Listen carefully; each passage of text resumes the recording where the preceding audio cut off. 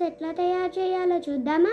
Carrot, beetroot, పుచ్చకాయ తీసుకొని చిన్న చిన్న ముక్కలుగా కట్ చేసి మిక్సీ జార్లో వేసుకోవాలి.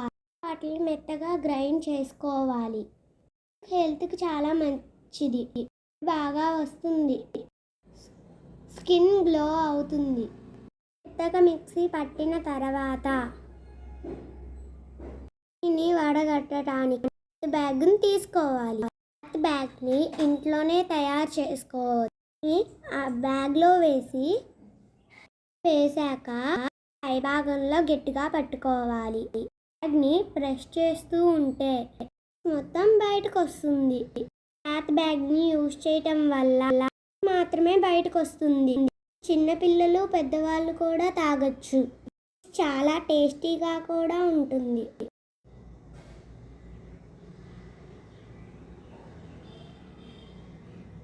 ఈ విధంగా మొత్తం పిండుకోవాలి జ్యూస్ని.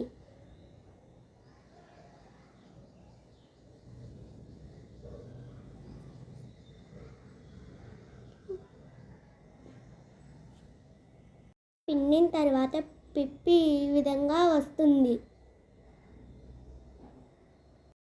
ఎంత డ్రైగా ఉందో. పైనున్న నురుగు మొత్తం తీసేయాలి. లెమన్ జ్యూస్ రెడీ అయిపోయింది. ఇలా సర్వ్ చేసుకొని తాగుదామా? యమ్మీ. చూస్తుంటేనే